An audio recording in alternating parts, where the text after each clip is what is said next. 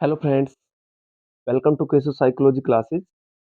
आज हम अपनी क्लास में एक ऐसा महत्वपूर्ण टॉपिक करवाने वाले हैं, जहाँ से हर टीचिंग एग्जाम में क्वेश्चन पूछे जाते हैं और सीटेट में तो 1 या 2 प्रश्न यहाँ से पूछे ही जाते हैं, ठीक है? और केवीएस हो, डी ट्रिपल एस भी हो, 1 या 2 नंबर का पक्का आएगा, ठीक है? तो 1 या 2 नंबर को ट्रिक के साथ पक्का करते हैं, ठीक है? ट्रिक के साथ याद करते हैं। तो टॉपिक है हमारा लर्निंग डिसेबिलिटीज़ यानी अधिगम अक्षमताएँ, ठीक है? तो इसको हम ट्रिक के साथ याद करते हैं, ठीक है?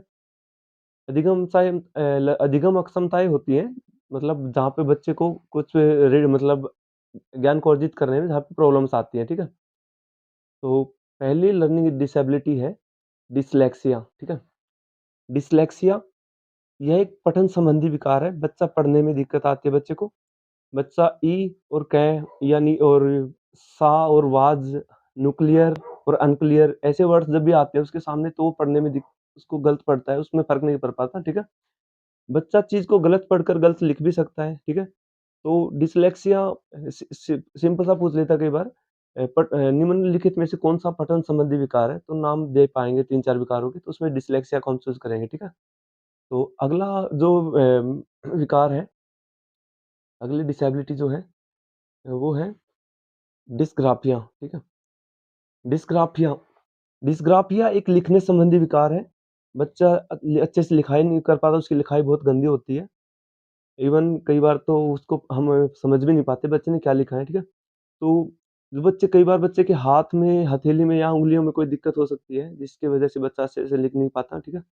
और बच्चे की लिखाई भी खराब हो जाती है इससे। और ये विकार मस्तिष्क संबंधी कुछ गड़बड़ होने के कारण भी हो सकता है। कई बार बच्चे को कोई चोट-वोट लग जाए, उसके कारण भी उसका लिखने का स्ट्रक्चर बिगड़ जाता है, बच्चा अच्छे से लिख नहीं पाता, ठीक है? इसको बोलते हैं डिस्ग्राफिया। तो अगला विकार जो आता है अगली जो अक्षमता आती है, वो है डिसकैल्कुलिया। अब देखो कैलकुलिया कैलकुलिया वर्ड आते ही हम याद रखेंगे कैलकुलेटर, ठीक है? कैलकुलेटर यानी कैलकुलेटर का प्रयोग कहाँ पे होता है? गणित में होता है। गणित की जब भी हमें कुछ जोड़ना-घटाना होता है, गुणा करना होता है, तो कैलकुलेटर का यूज़ करते हैं। तो ये डिसकैल्कुलिया वर्ड आते ही ये गणित से संबंधी विकार है, ठीक है? और बच्चा सामान्य गणितीय संक्रियाएँ समझने में असमर्थ होता है।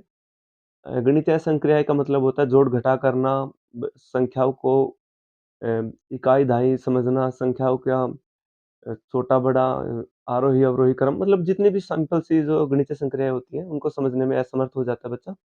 इसी का एक नाम होता है न्यूमिलैक्सिया।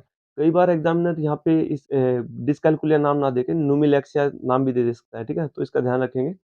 और अ, ये भी एक मस्तिष्क पर चोट लगने के कारण या किसी बीमारी के कारण, दिमाग की बीमारी के कारण भी हो सकता है, ठीक है?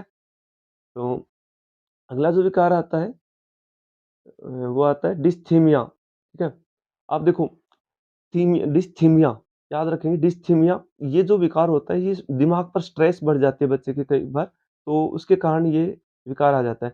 और देखो हमने देखा है कि बड़े-बड़े लोग भी जब कभी दूसरे के साथ कंपैरिज़न करने लग जाते हैं, तो उनमें डिप्रेशन आ जाता है, स्ट्रेस आ जाता है, ठीक है? कि मेरे पास ये चीज़ नहीं है जो दूसरों के पास है। कई बार बच्चा दूसरों की हाइट को देखकर दूसरे बच्चे की इसकी हाइट इतनी हो गई और मेरी हाइट कम रह गई। अरे! ये तो इतना अच्छे से लिखता है और मैं अच्छे से लिख नहीं पाता या इतने अच्छे से पढ़ता है, मैं पढ़ नहीं पाता। मतलब जितने भी लर्निंग डिसेबिलिटीज़ हैं, उनका इस डिसेबिलिटी पर असर पड़ता है, ठीक है? और यह विकार कोई भी विकार है वो डिस्थीमिया की तरफ ले जाता है, क्योंकि स्ट्रेस आएगी तो बच्चे में डिस्थीमिया होगा, ठीक है? और स्ट्रेस के कारण तो आपको पता ही है, बच्चे का शारीरिक डेवलपमेंट भी रुक जाता है, ठीक है? और लर्निंग तो बहुत कम होनी ही होनी है, ठीक है? तो अगला जो लर्निंग डिसेबिलिटी है, वो है डिस्मोर्फिया, ठीक है? डिस्मोर्फिया जो होता है, देखो मोर वर्ड को याद रखें, ठीक है? मोर क्या होता है? एक पक्षी होता है, हमारा राष्ट्रीय पक्षी भी है मोर, ठीक है? तो बच्चा कभी मोर में और मोर के समान दिखने वाला कोई दूसरा पक्षी जैसे शुतुरमुर्ग हो गया, मुर्गा हो गया, उनको देख के पहचान नहीं पाए, वो भ्रम में रहता है उसमें कि ये मोर है या मुर्गा है या ये शुतुरमुर्ग है, ठीक है? तो ये मोर मैंने इसलिए बताया ताकि डिसमोर्फिया नाम आए तो आपको याद रहे, ठीक है? तो बच्चा भ्रम की स्थिति में होता है, एक जैसी चीज़ दिखने वाली जो होती है, उनमें भ्रमित हो जाता है, वो अंतर नहीं कर पाता, ठीक है?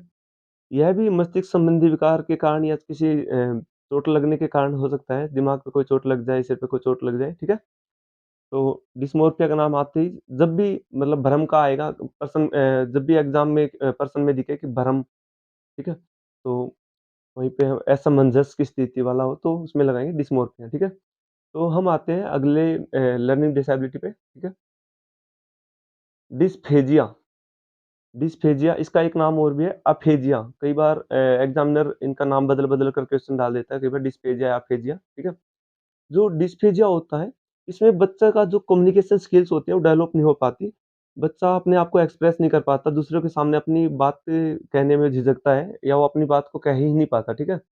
तो ये जो स्थिति होती है, ये अव्यक्तता की स्थिति होती है, बच्चा अपने आप को व्यक्त नहीं कर पाता।